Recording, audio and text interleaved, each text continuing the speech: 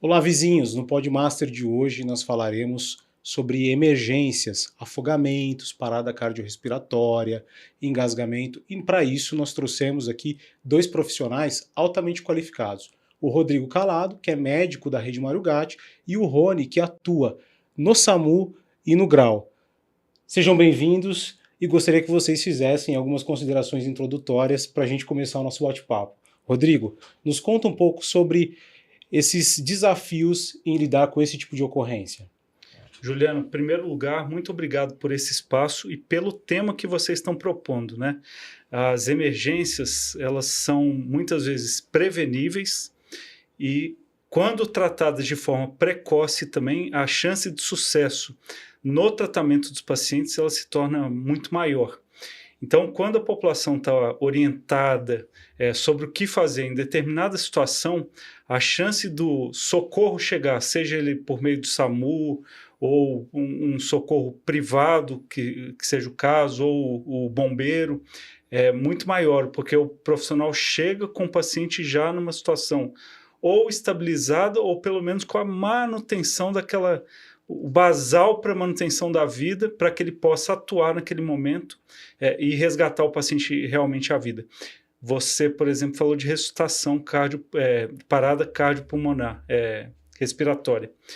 E nesse quesito a gente fala em ressuscitação, né, Rony? Isso. E ressuscitação é até meio mítico, né? Porque ressuscitar quer dizer que a pessoa morreu e ela vai voltar, né?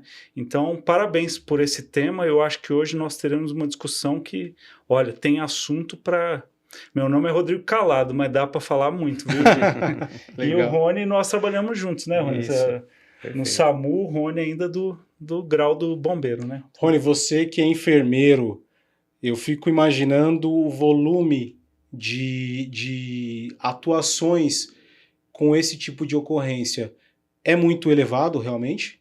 Perfeito.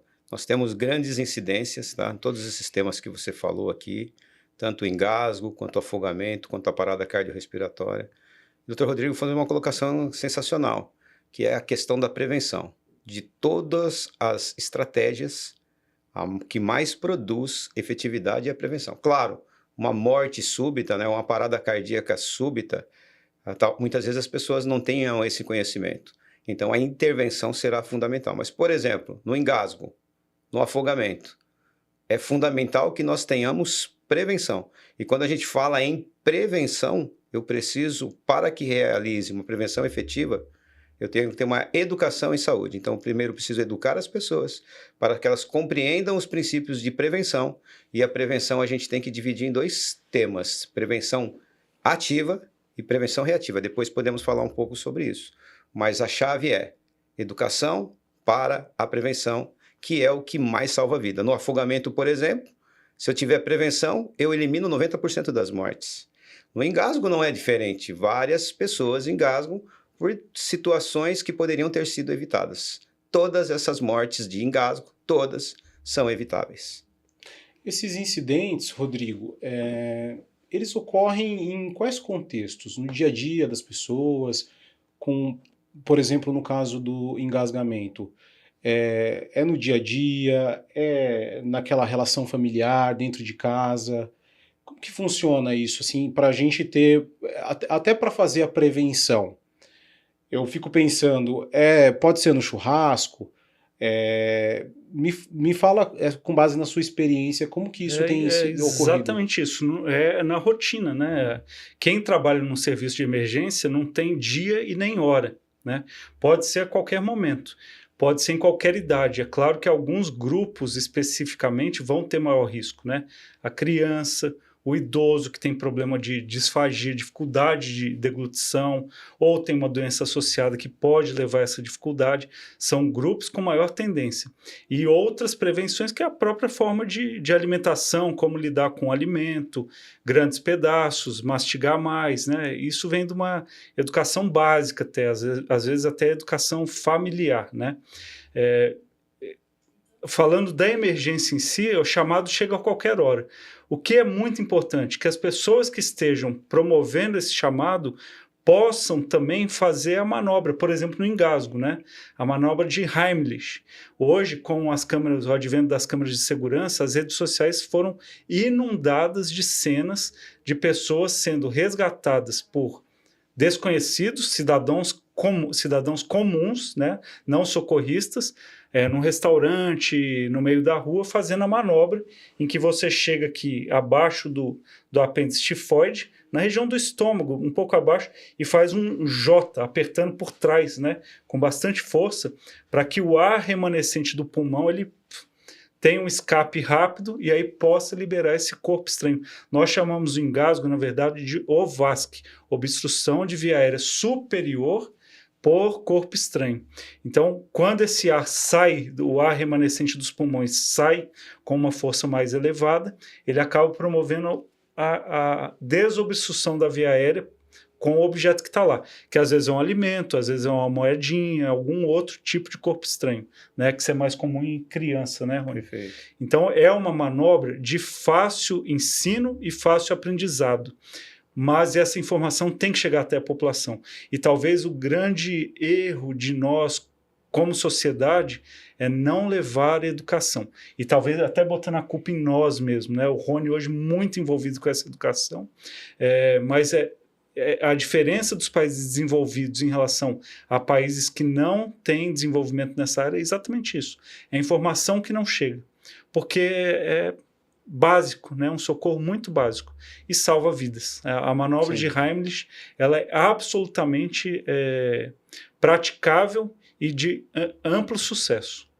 Rony, você é instrutor, tem aí uma expertise, sobretudo relacionado a esse tema do engasgamento, a sua especialidade também relacionada à Lei Lucas. Requer, para todo esse manejo, algum treinamento especial ou é uma coisa simples de ser promovida? A gente está pensando aqui em como instruir a sociedade, a nossa comunidade aqui. Precisa de treinamento para fazer essa manobra? Quais as suas recomendações em relação a isso? Me fala um pouco sobre essa parte de treinamento e de capacitação para a pessoa. Precisa de treinamento, porque é de desconhecimento. Quando a gente desconhece algo, o que é que eu faço? Eu coloco embaixo do tapete. Se eu não conheço, eu evito o contato. Então, a situação de urgência já é uma situação onde as pessoas entram em pânico. E eu só vou poder mudar isso se eu tiver algum conhecimento. Respirar e atuar dentro daquilo que eu aprendi. E dentro daquilo que eu aprendi é algo bastante simples. As manobras de desobstrução, que evita a morte por hipóxia, né? Asfixia por engasgo, elas são realizadas por qualquer pessoa com o mínimo de treinamento possível. Claro que a gente aproveita esses momentos para não falar só apenas da manobra de desengasgo. A gente utiliza para abordar outros conceitos de primeiros socorros. Primeiros socorros é uma infinidade de assuntos, né? Nós estamos fazendo um recorte aqui, uma manobra de desengasgo. É importante que eu tenha conhecimento, o mínimo, porque senão eu não vou atuar. A reação das pessoas frente a qualquer urgência, é de ficarem atônitas. Quando isso é diferente? Quando eu detenho algum conhecimento. Quando eu tenho algum conhecimento, eu consigo aplicar aquilo de maneira efetiva. Eu costumo brincar assim, ó, atendimento de urgência, primeiros socorros, ele respeita uma tríade. E a base dessa tríade, melhor dizendo, é o conhecimento. Depois eu desenvolvo habilidades e vou tendo equilíbrio emocional. É isso, eu preciso disso para atuar numa urgência. Conhecimento, habilidades, são destrezas manuais. Como é que eu vou ter essa destreza? Participando de cursos. E o equilíbrio emocional que advém fruto desses dois. Quando eu conheço, eu reajo de uma maneira mais tranquila, né, mais racional, porque senão eu estou embotado. A emoção embota a razão. E a única forma da gente conseguir atuar de maneira efetiva é detendo o mínimo de conhecimento. Você recebe o treinamento, você tem mais segurança. Sim. Você desconstrói aquele estigma de não vou colocar a mão, não vou fazer nada, né? Juliano, Sim. quando eu cheguei aqui, eu estava conversando com o pessoal aqui do podcast, o primeiro questionamento foi, mas se eu começar a prover o socorro desse paciente, qual a minha responsabilidade? Aí eu retruquei. qual a sua irresponsabilidade em não prover esse socorro, né? Então, se você pode fazer uma compressão torácica numa parada cardiorrespiratória, que é o que vai manter a circulação do paciente até a chegada efetiva do socorro, e vai dar mais chances de vida ao paciente, você não fazê-la, você está ajudando esse paciente a evoluir para óbito. Agora, fazendo, a chance de dar algum problema é muito baixo. Não vai causar uma maleficência ao paciente. Então, esse senso de responsabilização jurídica, por exemplo, eu não posso prestar socorro porque eu posso ser culpado de alguma coisa. É um conceito muito ruim para a sociedade como um todo, porque você acaba inibindo eventuais pessoas que poderiam estar ali atuando naquele momento, entre aspas, por um medo jurídico. Né? Eu ouvi isso hoje, Rodrigo. Muito comum. Eu vi isso. Né, a gente vem falando sobre esse tema aqui no Swiss Park, após alguns incidentes que nós tivemos aqui, né, e as pessoas elas têm essa preocupação por conta disso que você falou, Rony. Elas não conhecem, elas não detêm informação. Então tem essa insegurança, tem essa preocupação com as repercussões, e eu acredito que no treinamento isso seja desmistificado. Perfeito. E aí uma pergunta que eu faço para vocês: é preponderante talvez esses segundos, esses minutos sem a intervenção de quem quer que seja numa manobra para salvar a vida de uma pessoa ou para evitar uma sequela? Porque eu fico imaginando o volume de trabalho de vocês que trabalham com emergência.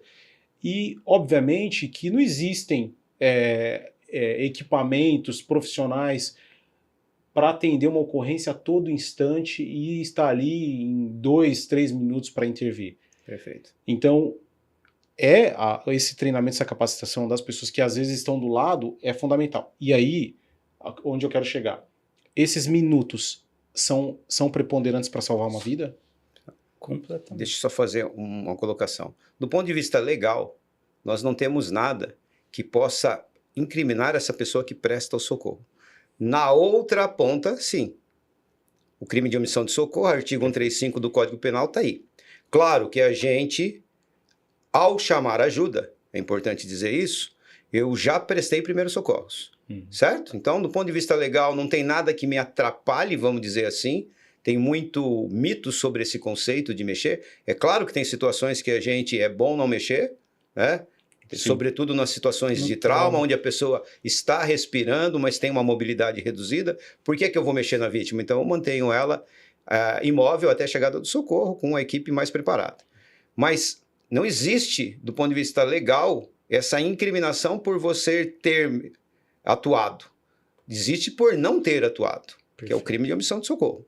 Certo? Mas volto a dizer, ligou para o 92, ligou para o 93, você já acionou ajuda e você já pediu socorro. Mas o que você coloca aqui é o mais importante. Você diz assim, e o tempo? Então, para esses assuntos que a gente está discutindo aqui, o engasgo, o afogamento, lembrar que no afogamento merece uma discussão, tá? Eu só vou atuar diretamente no afogamento se a vítima estiver fora da água, porque quem faz o salvamento aquático são salva-vidas treinados. Tá? Então é importante dizer isso, senão as pessoas saem mergulhando e vamos ter outras vítimas. Sim. Então a pessoa estaria na margem para isso. O afogamento, que a vítima já está no seco. O engasgo, a parada cardiorrespiratória, elas são tempo dependentes. De modo que vai de encontro com aquilo que você falou. Veja, quando eu aciono o serviço 192, ou ainda que seja 193, há todo um fluxo de acionamento até a liberação da ambulância. Isso vai tempo. Sem contar que as pessoas que estão chamando estão nervosas. E elas estarão mais nervosas quanto menos conhecimento ela tiver. Logo, de novo, o curso de primeiros socorros, de suporte básico de vida é importante. Que até para chamar ajuda, ela estará mais equilibrada. A gente discute isso, como chamar, o que falar, o que eu identifico para falar para o médico regulador. Para ajudá-lo nas questões das perguntas que ele fará. Quando você já sabe, você já vai mostrando os caminhos para ele. Mas respondendo a sua colocação, que acho essa a mais importante. O tempo não está a nosso favor. Mesmo que eu acione o serviço de maneira efetiva, que é uma dificuldade, é um erro que nós cometemos.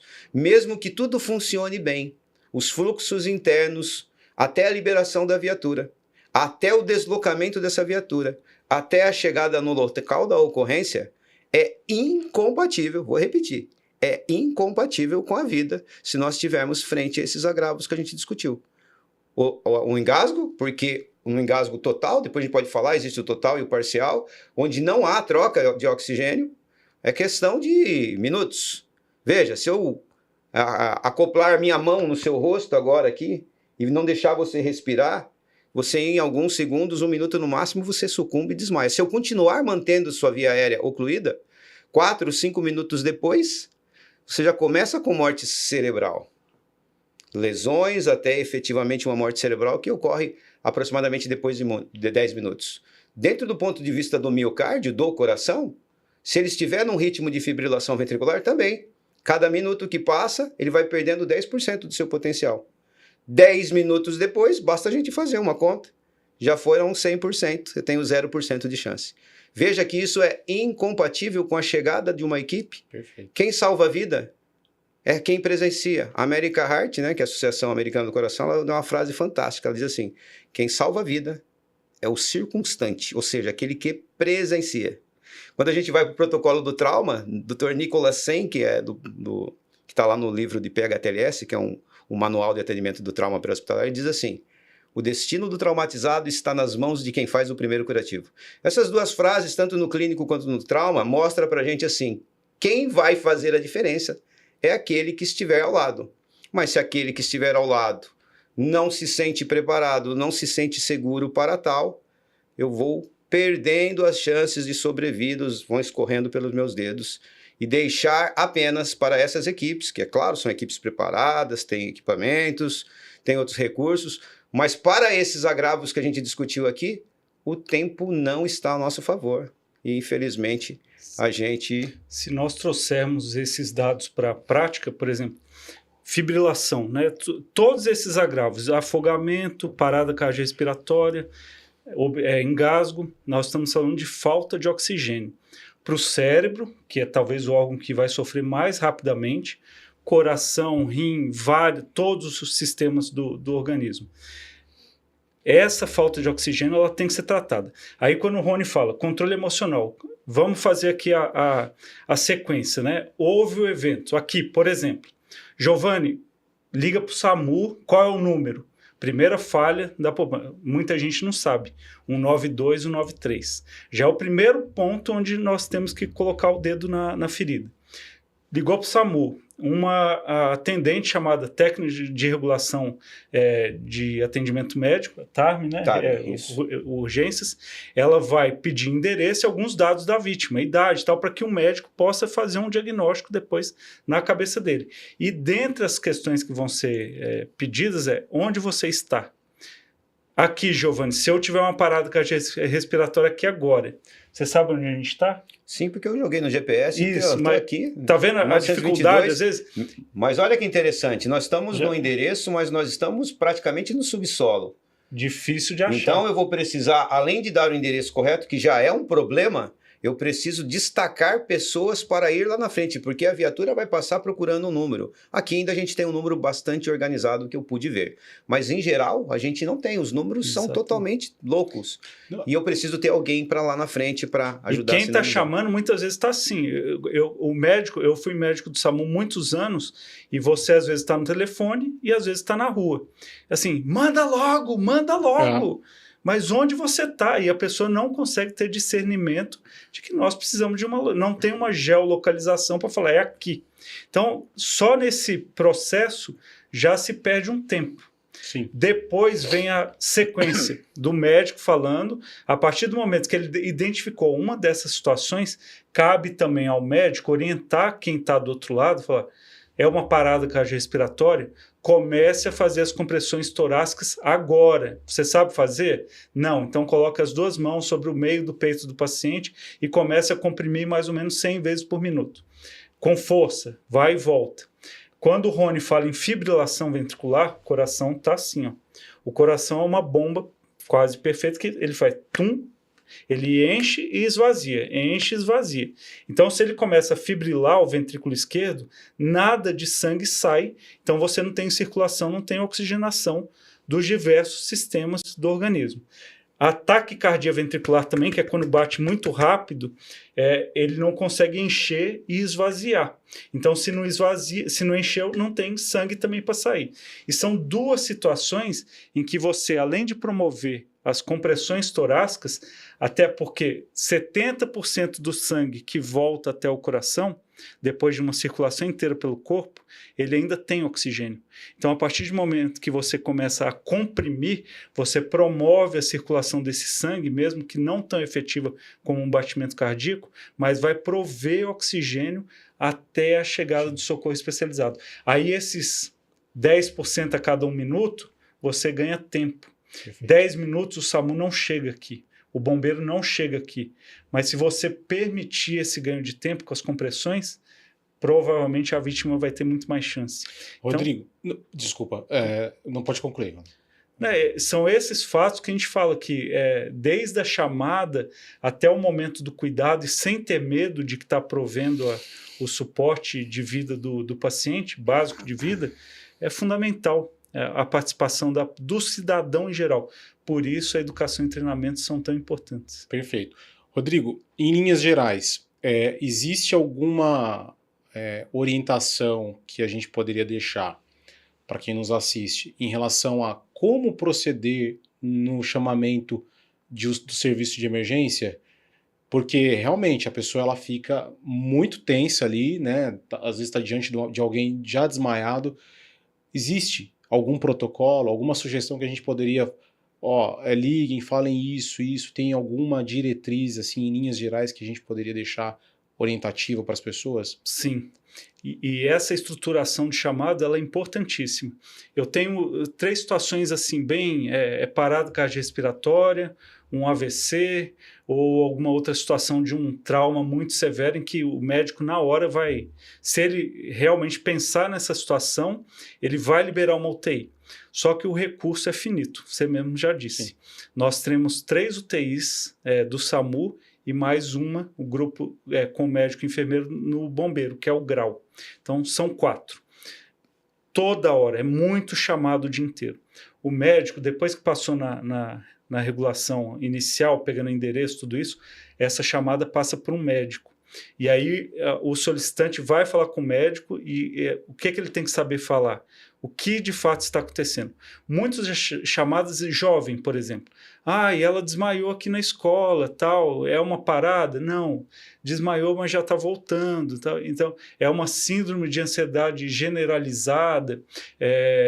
Paciente diabético que usa insulina, ele está com um quadro que ele não está falando direito, ele está meio prostrado, é um AVC, não é? Dá açúcar, então põe açúcar embaixo da língua. Tem algumas medidas que o próprio médico já orienta para diferenciar e gerenciar esse recurso. Mas a partir do momento que falou, igual aconteceu alguns eventos próximos aqui, mais de uma vez, tá? Porque quando eu dava plantão no SAMU também, vim aqui algumas vezes na região do bairro. Paciente está desmaiado, não se mexe e parece que não respira. Não tem mais o que falar. Já vai liberar uma UTI. O paciente afogou por um longo período, teve perda de consciência. Ou tem um engasgo acontecendo aqui. Uma criança vai liberar uma UTI. A gente não tem muita dúvida nessas situações. Sim. Mas eu vou te falar que o mais difícil no SAMU, às vezes, não é estar na rua. É o mais estressante, é o telefone. Porque você tem que fazer esse gerenciamento e não é... Identificar o que está acontecendo, porque às vezes a pessoa está nervosa, né? E você Isso. vai ter que depurar ali o que fazer, como fazer, né? Em quanto tempo. Então tem, em linhas gerais, é isso, tem que a pessoa, no máximo, o quanto puder se acalmar para fazer essa solicitação, né? Às vezes, por exemplo, se você está muito nervoso, passa para outra pessoa que às vezes não tem envolvimento familiar, que está próximo ali, me ajuda. Chegou agora, pedir né? ajuda é importante. Interessante, né? Esses conhecimentos de como funciona o fluxo, as pessoas não conhecem. Mesmo os profissionais de saúde que não atuam diretamente não conhecem. Hoje eu dei um treinamento e a primeira pergunta que eu faço, vocês sabem como funciona o fluxo de acionamento do serviço? Aí, silêncio, né? Aí começa eu falei, quem atende o seu telefone quando você liga? E aí eu percebo que as pessoas não sabem. Então, eu sempre começo com isso. Então, o que é importante para as pessoas saberem? Que é para elas que a gente está falando, não são profissionais. Sim. Ela vai ligar para um serviço de 192 e o telefonista vai atender. Se a gente puder equacionar uma orientação, responda as perguntas desse telefonista. Ponto. Porque nesse momento ela está angustiada. Ela quer passar todas aquelas informações. E esse profissional, ele não tem a função de fazer essa triagem, por assim dizer. Então, a primeira recomendação ligou para o 92, responda as perguntas. Porque ele vai fazer perguntas. Onde você está? Qual é o seu ponto de referência? Qual o seu nome? Certo? Se eu der essas informações, rapidamente ela vai transferir a ligação para o médico. Só que se eu ficar enrolando ali, perguntando, brigando, começando a discutir, eu já começo a atrasar. Vai tendo um gap muito maior. Então, primeira recomendação, ligou para o 92, quem atende? É o telefonista. Responda às perguntas do telefonista. Ele vai ser efetivo para perguntar esses pontos específicos. Ele tem como meta em resolver isso em até 1 minuto, para passar para o médico. A hora que fala com o médico quer saber o que está acontecendo. Agora é o momento de colocar essa angústia para fora. Antes nós só perdemos tempo, eu brinco sempre. Sabe quando você liga na operadora do celular, que você está reclamando do seu plano, e você fala, a pessoa, segura aí que eu vou transferir a sua ligação. Aí transfere a ligação para outra pessoa, fala, pois não, o que está acontecendo? Mas peraí, vou falar de novo? Pois sim. Por quê? Porque nós desconhecemos. E isso só perdeu tempo. Então, responda às perguntas do telefonista, rapidamente ele vai transferir para o médico, agora o médico quer saber o que é que está te afligindo, o que é que está acontecendo. E uma dica que eu dou bastante simples para isso é o seguinte, por onde que eu começo? Pelo mais grave. O que é o mais grave? São 3 órgãos nobres que a gente tem. Cérebro, coração, pulmões. Certo? Qualquer urgência, vai ter alteração em um desses 3. Olha que maravilha do ponto de vista de identificação. Então, a primeira coisa que o solicitante deve se preocupar é qual é o nível de consciência da vítima. Ela está respondendo, ela está conversando com você? Porque se a gente já esbarrar nessa, não, ela está inconsciente. E é importante saber o que é inconsciente, a gente ensina isso nos cursos. Ela está inconsciente, eu já estou resolvendo um monte de problemas. E a outra parte, se ela estiver consciente, que o médico precisa saber, ela está respirando? Como está a respiração dela? A respiração dela é ruidosa, respira regularmente. E aí, a outra parte, falei do cérebro, falei dos pulmões, seria o coração.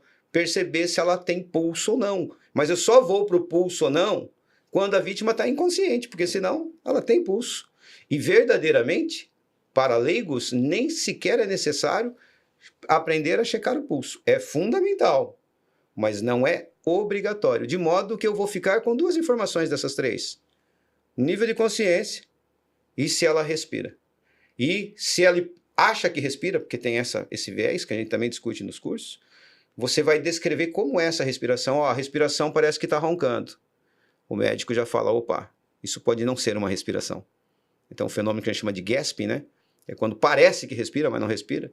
E como que eu vou saber? O leigo pode ter dificuldade, mas quase sempre parece que a pessoa está roncando. E ela que é justamente a dificuldade, né? Exatamente, essa expansão pulmonar ela é irregular. Eu estou respirando, você está respirando, o Dr. Rodrigo está respirando. Se nós olharmos para o nosso tórax, a gente vai perceber que ele tem uma harmonia, um sincronismo de inspiração e expiração. Já nessas condições não vai ter isso, além de emitir um som que parece que a pessoa está roncando. Então, são coisas simples que o médico já vai ter uma definição para mandar uma equipe de suporte avançado, no caso, de tendo isso positivo. E é claro que o médico pode fazer uma ou outra pergunta, mas percebe que você já direcionou. Sabe um evento muito comum, Juliano? No centro da cidade, um paciente etilizado, é bastante comum, está inconsciente, caído na via. E aí? É um AVC, é uma parada cardiorrespiratória, tem o chamado. Você chega lá, senhor, ele, hã? Aí fala, poxa vida, para que essa chamada, né? Não, totalmente indevida, porque ele acorda, estava dormindo. Então, às vezes, realmente é grande o número de chamados em que você libera uma viatura UTI, porque a cena parece ser grave, mas chega lá, não é. Por isso é tão importante essa participação de quem está solicitando, porque a gente está falando de eventos dentro de casa, num condomínio, mas o SAMU atende tudo, né? Então, bastante frequente. E isso afeta o tempo de resposta do serviço de urgência, né? A gente está, de repente, deslocando uma viatura para atender uma coisa que poderia ser resolvida de uma outra maneira e, às vezes, deixando de atender aqui com mais celeridade uma situação que realmente requer essa urgência. E digamos que eu, Juliano, me depare com uma cena de alguém caído aqui numa academia ou no playground dos residenciais, do condomínio, e vou lá, aciono, faço tudo isso que vocês detalharam. Em seguida, eu já posso começar a fazer a manobra. Digamos que meu Deus, eu vou ser certamente frio e Bom, eu ouvi falar que eu preciso fazer manobra e comprimir aqui essa região do osso externo, né? Que é essa aqui. E comprimir para tentar salvar a vida dessa pessoa. Eu já posso fazer isso em todos os casos ou não necessariamente eu preciso fazer uma outra análise? É recomendável isso? O que você falou? Eu encontrei uma vítima caída inconsciente, consciente, semiconsciente, inconsciente. Né? Inconsciente. Então, ele não tem nada, ele não abre o olho, não se mexe. Se você mexer nos braços, ele não tem nada, nenhum tônus muscular. E ele respira ou não? Não respira. Na hora. Começar as compressões na hora. E a ordem nós não temos desfibrilador. Eu sou vizinho aqui também. E essa vai ser o mote da nossa...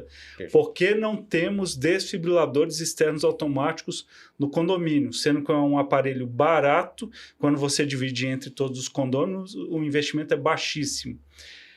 Nós tivemos o evento do esquerdo agora, do jogador de futebol. Então você chamou. O médico na hora vai falar, pode começar as compressões, porque... vai ter o deslocamento ainda da viatura, vai demorar possivelmente mais de 10 minutos, mas o tempo resposta ideal é que seja até 10 minutos. E na hora que nós chegarmos aí, você promoveu a circulação desse sangue ainda oxigenado para os órgãos vitais, né, que o Rony falou, principalmente cérebro. Na hora que a equipe chegar, ela vai botar aquela pá, igual cena de filme, ver o ritmo cardíaco e, dependendo do ritmo, se for uma fibrilação ventricular ou taquicardia ventricular, vai fazer o choque, que é um contra o alt-del para o coração voltar a bater no ritmo normal. Então, você ajudou essa vítima com certeza. É exatamente isso que tem que fazer, mas compressões torácicas. Agora, como fazê-las? Aí entra o treinamento.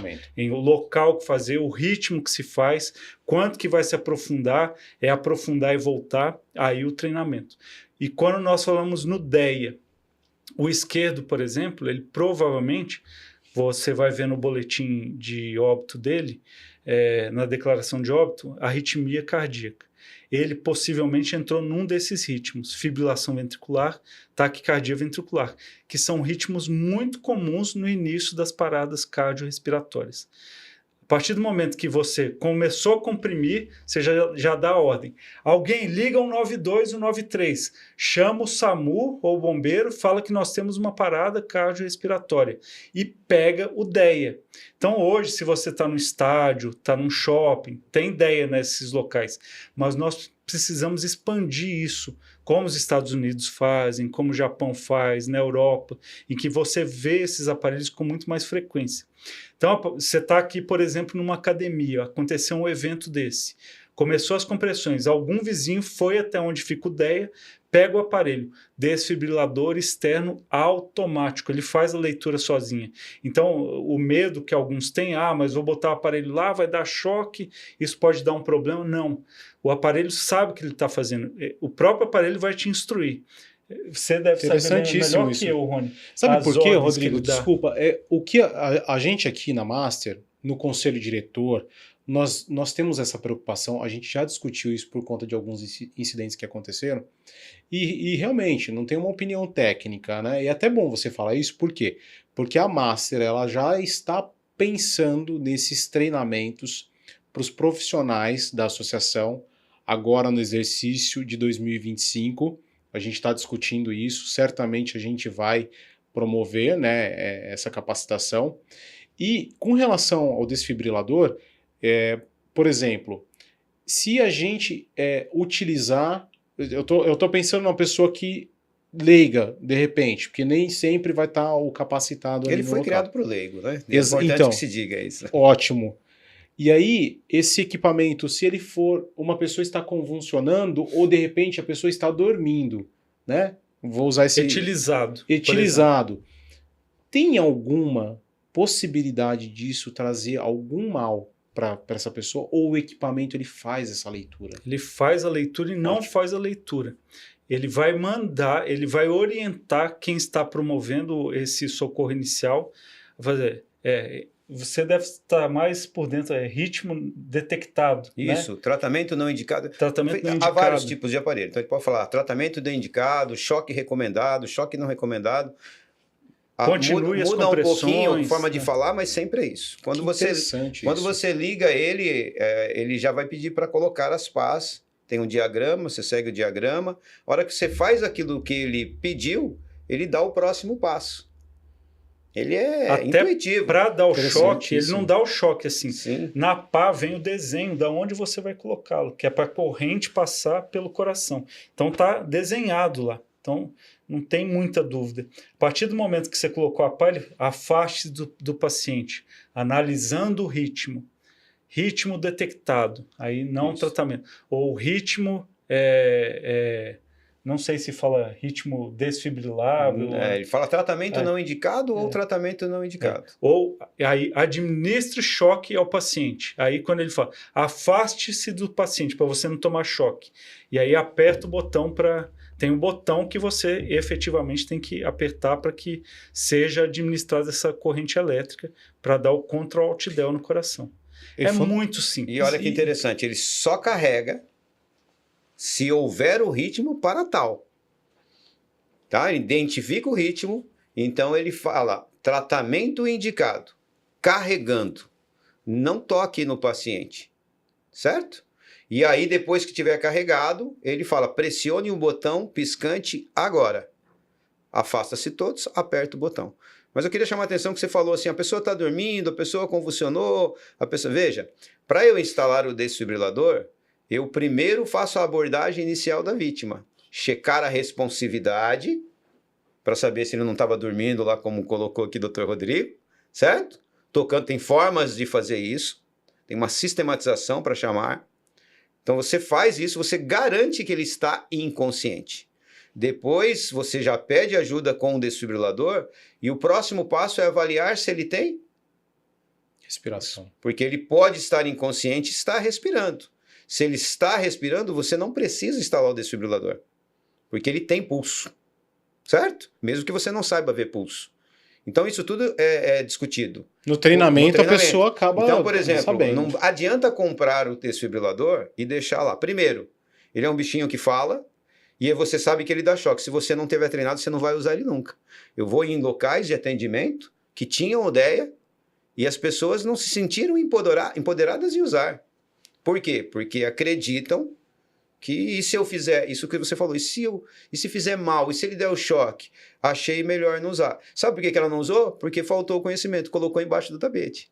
Não adianta colocar o DEA no acesso público do desfibrilador e as pessoas que cuidam, que estão ao redor, vigilante, guarda municipal, a gente faz treinamento na guarda municipal com esses conceitos aqui em Campinas, eles saberem que existe esse equipamento e que eles podem ser manipulados com total segurança por qualquer pessoa, mesmo que não seja um profissional da saúde.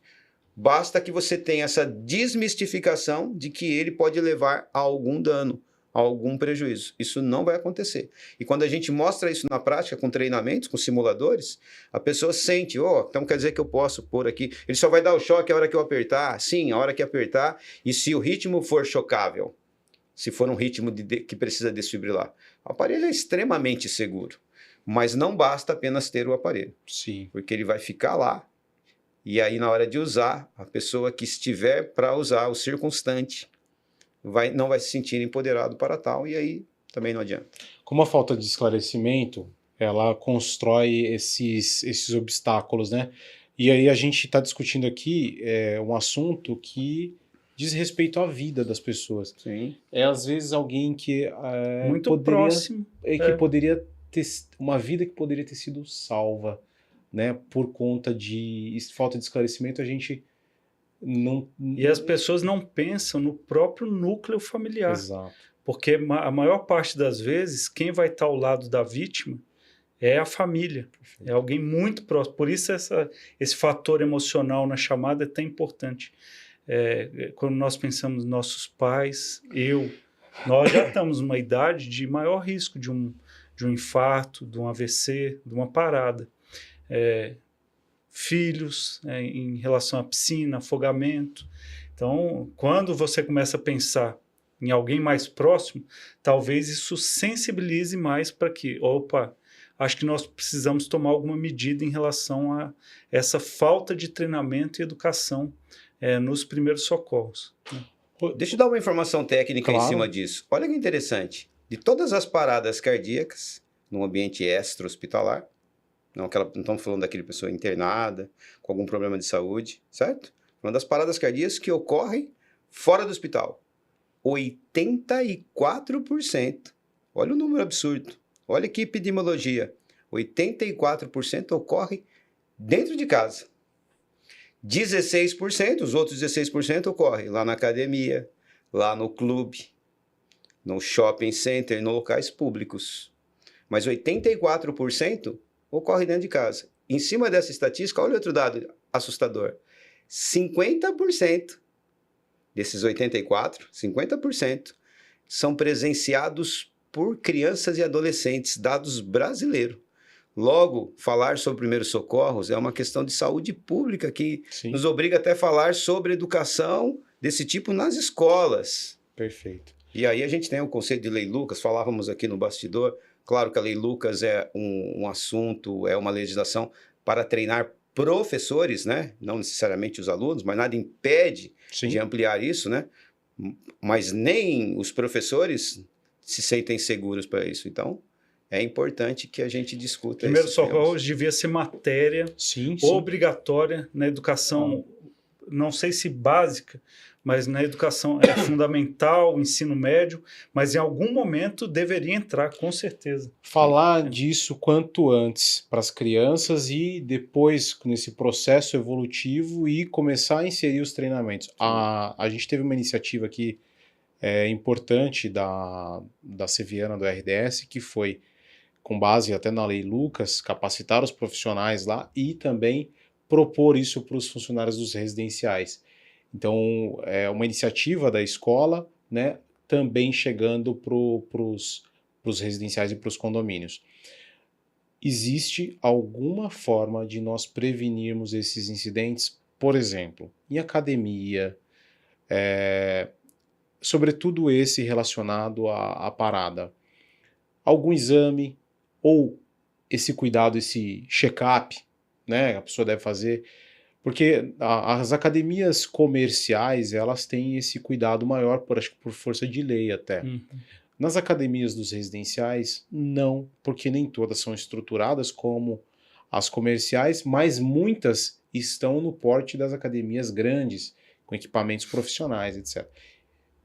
Existe alguma coisa que a gente poderia fazer ou recomendar em termos de prevenção? Eu tenho uma opinião muito particular sobre isso, porque sabidamente o esporte ele previne grande parte das doenças, tem vínculo ao sedentarismo, obesidade. Então, a partir do momento que o indivíduo ele pratica esporte, é bom. Então, se eu quiser ir jogar vôlei na quadra lá do condomínio, basquete, tênis, eu não preciso de atestado. Agora, para frequentar a academia, eu preciso, por força de lei. E a academia não tem ideia, não tem nada, o desfibrilador. Então, acaba sendo, principalmente para a população mais socioeconomicamente carente, é uma barreira, né? Porque ela tem que procurar um médico, pegar um atestado, às vezes fazendo apenas um eletrocardiograma, que já ajuda alguma coisa, mas pode não pegar uma situação de arritmia que aparece em alguns momentos, né? Então, a minha visão pessoal, é claro que isso pode ser rebatido por cardiologistas, tudo, é que essa trava nem sempre é tão benéfica assim, já que inibe a prática de esportes em academias especificamente. Se eu quiser correr no parque, na lagoa, não tem problema nenhum. E os eventos podem ocorrer. Então, eu acho que o melhor seria a orientação geral. A partir de tal idade, ou vai praticar esporte, procure o médico, mas não ser uma obrigatoriedade, que nem todo local do mundo realmente faz burocratizar isso. a prática esportiva, isso. né? E aí você deixa de fazer a prevenção de uma série de doenças, porque está inibindo esse acesso. Ainda mais hoje, que a academia tem um viés assim, de atração muito grande entre jovens e até adultos em geral, né? Perfeito. E vamos falar sobre afogamentos, né? Infelizmente, a gente tem acompanhado aí isso afetando muito crianças, né? O que vocês falariam a respeito disso? A prevenção, eu acho que está muito mais relacionada aos cuidados, à criação de dispositivos para que a criança não tenha acesso à piscina. Mas existe, do ponto de vista de vocês, profissionais, alguma recomendação? E, na ocorrência de uma situação dessa, o que fazer? Como que a gente poderia, de repente, deixar alguma orientação aqui para os pais ou para alguém que presencie isso? Quer que eu fale? Rony. Sobrasa, Sociedade Brasileira de Salvamento Aquático. Esse é um orgulho do Brasil. Sociedade Brasileira. Essa instituição é a maior referência no mundo. A gente gosta de coisa de fora. Eu falo sempre isso, né? A gente usa americano, europeu. Sim. Sobrasa brasileira é a maior referência. O mundo se curva aos conceitos, às orientações da Sobrasa. A Sobrasa, liderada aqui pelo médico Dr. Davi Spilsman, eles fazem um trabalho maravilhoso. Entre esses trabalhos, o primeiro elo da cadeia da sobrevivência é a prevenção. Evita até 90% das mortes, já que eu costumo dizer assim, o afogamento, já conversamos sobre isso uma vez, o afogamento, a gente dá um passo atrás. Trauma, todo mundo chama atenção, não é isso? Morte no trânsito, não é isso? O afogamento tem uma mortalidade 200 vezes maior do que o acidente de trauma, certo? Morrem no Brasil, por dia, 16 pessoas vítimas de afogamento. 16. Você falou de criança. Dessas 16, 4 são crianças. A primeira causa de morte de 1 a 4 anos. Puxa vida. Em criança. Segunda causa de morte, de 5 a 9 anos. Terceira causa de morte, de 9 a 15 anos. 52%, olha o que eu vou dizer, de todas as mortes de afogamento, idade de 1 a 9 anos, ocorrem dentro de casa. E a Sobrasa tem um programa maravilhoso, chama-se Piscina Segura. Piscina Segura representada pelos dedos das mãos. É um acrônimo com 5 letras. Águas. Curiosamente, água. Curiosamente, não. Especificamente criado para dar essa ideia. Águas. Atenção. Atenção. Seu filho tem que estar no seu raio de atenção, seu campo de atenção. Mas o campo de atenção não é, meu filho está ali, ó, tô vendo daqui, meu filho. Certo? Verdadeiramente essa atenção é a distância de um braço. Certo? Seu filho tem que estar próximo de você. Piscina, porque eu falei, 52%, que não sou eu que digo, tá? São dados aqui epidemiológicos, claro, descritos aqui pela Sobrasa. Então, águas, atenção, mantenha seu filho sob vigilância, preferencialmente com uma distância de 1 metro, um braço, certo? G, Se este local for possível, for público, de piscinas, guarda-vidas treinados. Porque se tiver uma pessoa afogando, é o guarda-vida que deve entrar na água. Não é recomendado que nenhum de nós que não sejamos guarda-vidas treinados que mergulhe para tirar uma pessoa que está em afogamento. Mas o que eu faço enquanto o guarda-vida não chega? Ou não tem, por exemplo, eu ofereço flutuabilidade. Jogo uma corda, jogo uma boia, porque senão vamos ter 2 pessoas mortas, certo?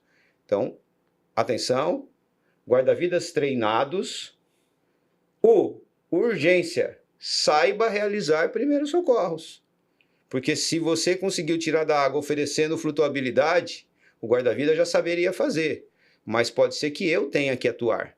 Então, o de urgência. Aprenda primeiros socorros para realizar as manobras iniciais, que no afogamento tem uma característica um pouco diferente. Certo? O outro A, acesso restrito, que é o que você falou. Portões com autotravante para evitar que a criança busque a piscina num momento de que você está distraído. Ela não estava na piscina, mas ela vai à piscina se estiver na sua casa.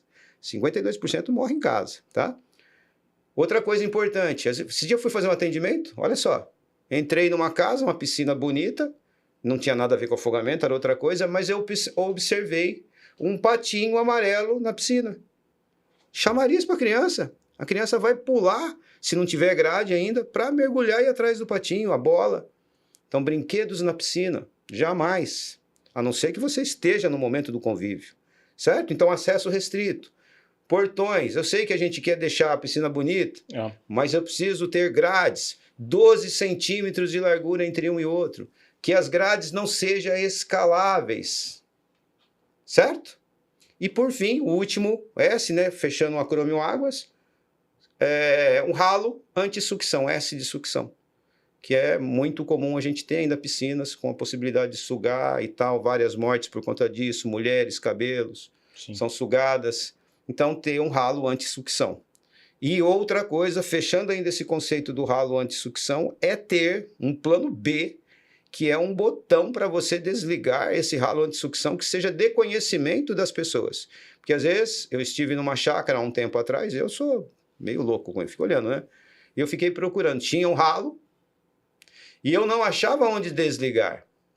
Então, isso tem que ser de local visível, que nem um hidrante do incêndio, né?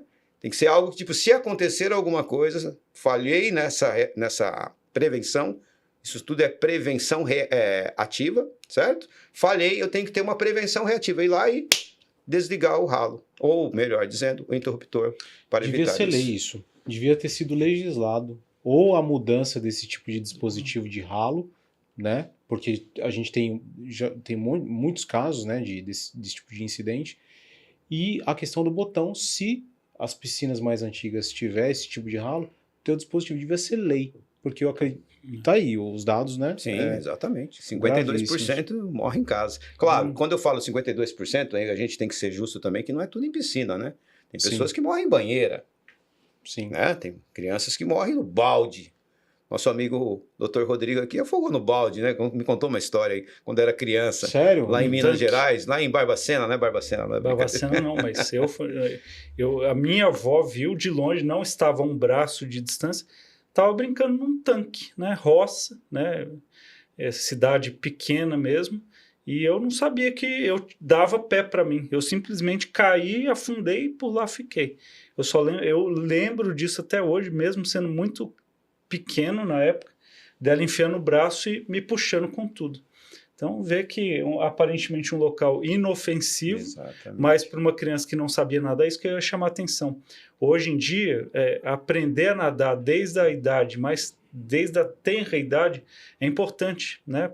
Tem acesso a um professor, a um local de ensino, é muito importante, porque às vezes a criança, numa situação dessa, também pode conseguir se salvar. E conversar com a criança, né? A gente precisa orientar a criança. Às vezes a gente não tem essa preocupação, mas não se aproxima da piscina, não brinca próximo da piscina. Eu acho que, olha, não pode. Você sabe o que aconteceu um incidente comigo quando acho que eu tinha uns 10 anos de idade? Eu vi uma molecada, a gente estava numa piscina numa chácara, E eu vi uma molecada, uns amigos que sabiam, eu não sabia nadar. E eles sabiam nadar. E da minha idade. E eu pulei na piscina porque eu os vi lá na Vou piscina. E fazer eu isso aí. pulei porque assim, eles estão lá, eles conseguem, né? E eu pulei na piscina e eu não sabia nadar e eu me afoguei. E um amigo mais velho, né, pegou e me tirou da piscina. Mas eu, né? Então, esse é importante, ó, além de aprender a nadar, conversar muito com a criança, ter Sim. os dispositivos de segurança, obviamente, né? Isso é fundamental. E até seria uma negligência, né? Uma omissão, né? Não ter isso daí, tendo piscina e tendo criança, né? E, enfim. Agora, essas manobras, Rony e o Rodrigo, elas são diferentes em que aspecto? Por exemplo, a gente consegue tirar a criança ou a pessoa de dentro da piscina, o que fazer? Claro, acionar o serviço É de o que o emergência. Rony falou assim, não entre na piscina. Sim. São situações diferentes. Rio, mar, Uhum. uma piscina maior. Eu tive 2 episódios de afogamento, me afoguei com um primo. Eu já sabia nadar, devia ter uns 10 anos, e um primo se afogando. Meus pais longe, eu pulei para tentar salvar. Ele me levou para o fundo. Iam ser 2 vítimas. Alguém viu, puxou os dois, um adulto. Aí a piscina dava a pé para esse adulto e nos tirou da piscina. Então, mas aqui num condomínio, por exemplo, piscinas rasas, que um adulto pode entrar, tem uma criança afogando, lógico, entrar e tirar, Sim. né? Não vai esperar os salva-vidas ou o Sim. resgate chegar, já tira e começa as manobras. Sim. Em relação à mudança, é a ventilação, né? Vou Isso. deixar o Rony falar, ele é o Tá. expert, né? Se uma pessoa, na verdade, assim, quando a gente fala de afogamento, não vou entrar aqui que é muito técnico, Sim. existe 6 graus de afogamento. Desde o resgate, que é quando a pessoa não aspirou água. Primeiro vamos definir o que é afogamento. É a aspiração de líquido. Não é engolir o líquido. Tanto que é importante falar isso, por quê? Porque no passado a gente via as pessoas fazendo pressão abdominal. Veja, o líquido está nas vias aéreas, nos pulmões. Ela não engoliu, ela aspirou. Já desmaia, Rony? Isso. Quando aspira ou não? Isso, aspirou. A depender da quantidade, aí entra os graus de afogamento. Entendi. Eu posso ter desde o afogamento mais brando, que é o grau 1, a pessoa só vai ter tosse, aí não desmaiou. Aí vou aumentando a quantidade de líquido dentro nos alvéolos, vai aumentando o grau do afogamento, e ela vai tendo, por exemplo, espuma na boca, espuma no nariz, até ela chegar no grau 5. O máximo é o 6. Quando ela chegar no grau 5, ela já está inconsciente.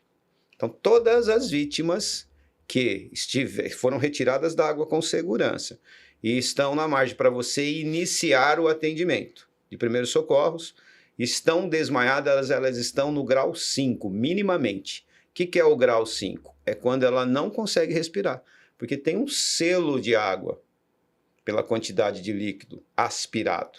Então, ela não consegue respirar. E ela pode ser que ela tenha pulso ainda, mas você não se ocupa disso. O que seria a recomendação para esses casos? Que ela recebesse 5 ventilações seguidas, são chamadas ventilações de resgate. Claro que entra vários conceitos em relação à biossegurança, Sim. de ventilação boca a boca, a gente não obriga ninguém a fazer algo que se coloque em risco, mas verdadeiramente essa vítima se beneficiaria de 5 ventilações de resgate.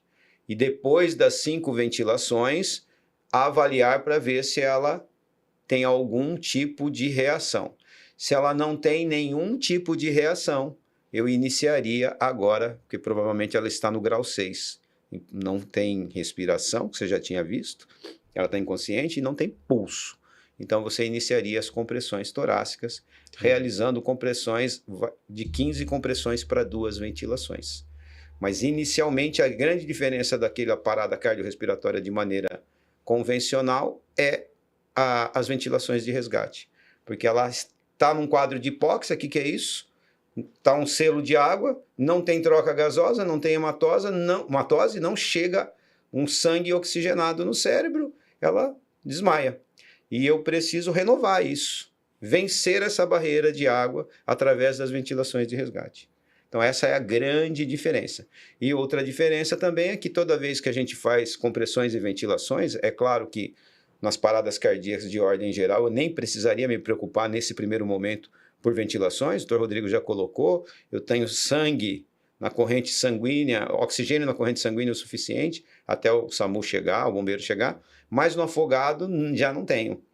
Então, a grande diferença é que se eu pudesse ventilar uma parada cardíaca, cardiorrespiratória, a gente faria 30 compressões e 2 ventilações. No caso do afogado, como nós sabemos a causa da parada, foi o afogamento, a gente, depois de 5 ventilações de resgate, faria 15 compressões e 2 ventilações seguindo até a chegada do socorro, SAMU 93, que seja o grau, né, o grupamento de resgate, ou mesmo a unidade de resgate, e que pode ser que produza algum efeito, e quando a chegada dessas pessoas, desses profissionais, a situação já foi até resolvida muitas vezes. Existem vídeos no YouTube de guardas em praias, né, de salva-vidas, que na hora do resgate, antes da retirada da água, ele já está promovendo a ventilação com um mecanismo, né, não é boca a boca, mas ele já faz essas ventilações dentro da água ainda, né? Então, a importância disso.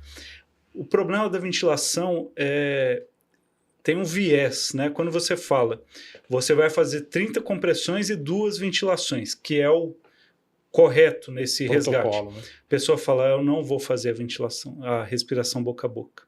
Então, eu não vou fazer nada. E aí é que mora o perigo. É melhor, não faça ventilação, se não for possível. Se for um parente seu, conhecido, não titubeie. 30 compressões, 2 ventilações e continua assim até o socorro chegar. Agora, se você não tem garantia da sua segurança biológica, faça as compressões, porque isso não gera risco nenhum a você. Sim. E ao paciente também não. Existe um vídeo no YouTube, eu já até publiquei, porque rede social é muito... As pessoas tendem a sempre levar para o lado negativo. Tem uma quadra de futsal, um senhor caído, e acima dele um jogador fazendo as compressões torácicas de forma absolutamente correta, uma pessoa de branco atrás com o mecanismo de bolsa, nós chamamos de jambu, bolsa, válvula, máscara, que você faz aquela compressão. Só que a vítima se mexe e tenta tirar o socorrista de cima, ele para, não sei, e continua comprimindo. Então aí está o erro de formação também, né? Ele não deveria estar fazendo compressão numa vítima que se mexe. Consciência, né?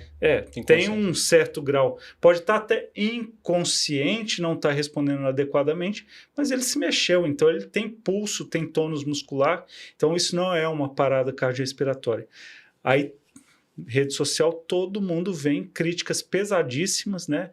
Tirando sarro, tudo. Eu falo, parabéns para ele, porque na dúvida ele fez o melhor, ele agiu. E muita gente não tem a coragem de agir. Então, por mais que ele tenha errado nesse sentido, eu acho que ele fez o correto de se tivesse parado de alguma forma, pelo menos ele estaria ajudando. Perfeito. Ele não vai provocar a morte do paciente porque está fazendo uma compressão torácica.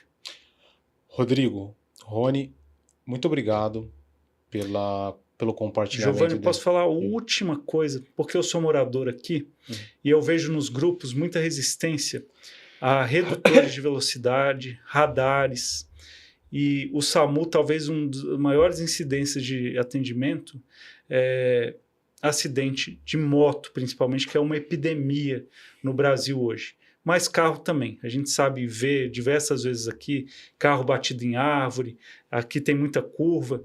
Então, que as pessoas repensassem. Tem ciclovia. No trauma, a gente tem uma fórmula que chama energia cinética, é igual velocidade ao quadrado vezes massa. Velocidade ao quadrado. Então, o item velocidade é muito importante para a produção de gravidade no trauma. Quando nós reduzimos a velocidade, não só os acidentes diminuem, como também as consequências do trauma são muito menores, muito menos graves. Então, esse conceito tem que ter na cabeça das pessoas que não vivenciaram nunca um acidente e acham que pode pegar uma via dessa 70 por hora, 80, 90. as consequências podem ser muito graves, desastrosas. Então, eu acho que o residencial tem que investir nisso também. Radar, redutor de velocidade, é importantíssimo para que nós possamos diminuir a morbidade e a mortalidade desses traumas. O podcast anterior que nós fizemos, o tema também é um tema que nos preocupa e nós discutimos, nós trouxemos a INDEC aqui.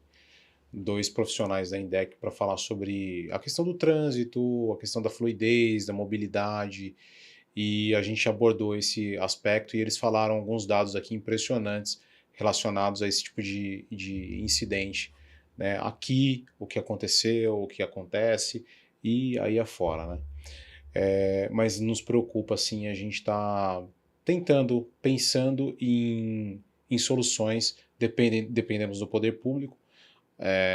A gente tem uma lombada que foi solicitada, por exemplo, para frente da escola, né? Faz tempo que a gente solicitou. Se tem um lugar que nos preocupa é de frente à escola e a gente não foi atendido nesse aspecto ainda, né? Faz um tempo já. Então, mas a gente está preocupado com isso, sim. De toda sorte, eu gostaria de agradecer imensamente a participação de vocês. Vocês trouxeram informações aqui fundamentais. Eu acho que isso também é uma forma de despertar um pouco mais a preocupação da Master já existe, a gente vai tá adotando providências aí no sentido de, nessa linha do que vocês sugeriram, né? Mas também em casa, para quem nos assiste, né? Essas informações todas, que tenham cuidado em relação às piscinas, de repente cuidem-se, né, mais da saúde para evitar esses incidentes, né? A questão dos engasgamentos, que são incidentes que ocorrem num contexto doméstico ali de lazer, enfim, e parece que não, mas isso ocorre com mais frequência do que a gente imagina, até mesmo a partir daí da experiência que vocês colocaram aqui, né, e a gente discutiu. Então eu gostaria que vocês fizessem as considerações de vocês finais e agradeço muito, tenho certeza que para quem nos assiste, para os nossos vizinhos, os moradores do Swiss Park, esse tema de hoje foi importantíssimo. Rodrigo? Eu acho que esse espaço maravilhoso já é algo que se discute nos condomínios, dentro das academias, mas nunca talvez seja a semente para que o Swiss Park em geral ele tenha um fator de proteção aos moradores. E isso vai ser mais um diferencial do complexo como um todo, esse pontapé inicial que talvez seja imitado por muitos depois, né? O Brasil, a gente não sabe porque realmente essas coisas não decolam, porque é um investimento tão baixo, educação e aparelhos de baixo custo, né?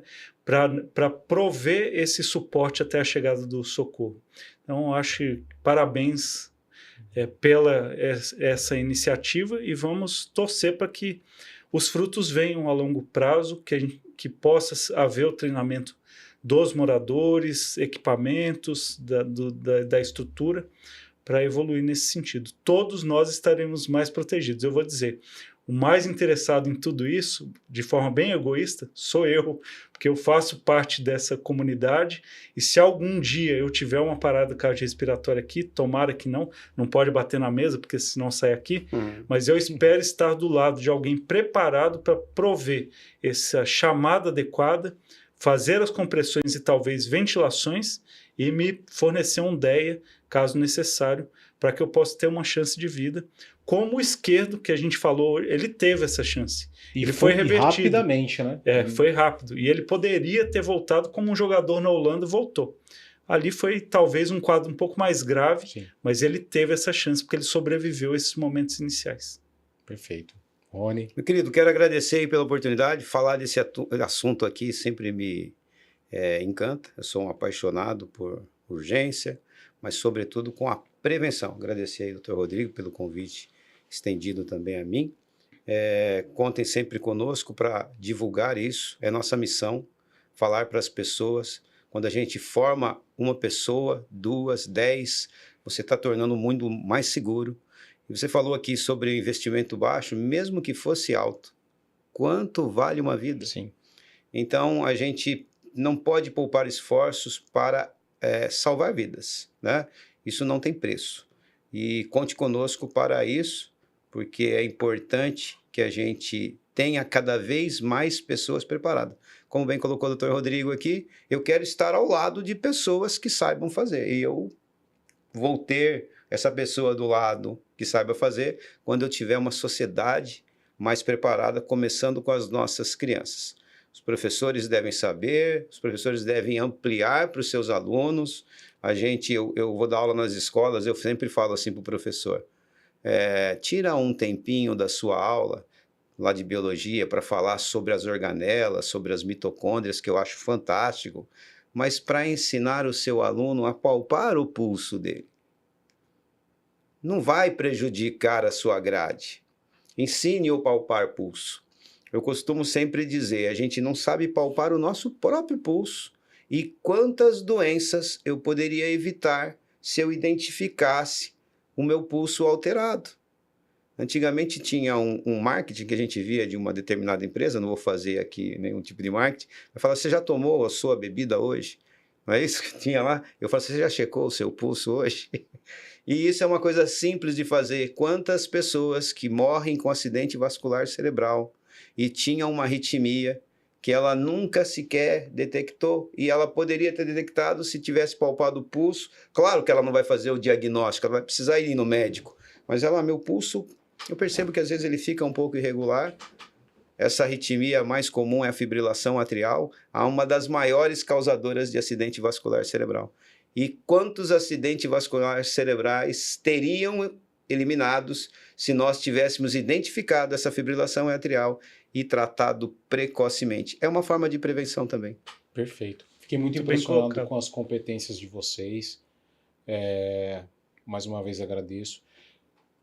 Tenho certeza que vocês também ficaram. Tenho certeza que vocês gostaram do que nós discutimos aqui e servirá de lição para que a gente adote posturas mais cuidadosas, preventivas e evite esses incidentes aí relacionados a afogamentos, engasgamentos e as paradas cardiorrespiratórias. Nos acompanhe nas redes sociais, nós estaremos no YouTube em breve falando de mais um tema de relevância para a nossa comunidade, para o nosso bairro. Até mais.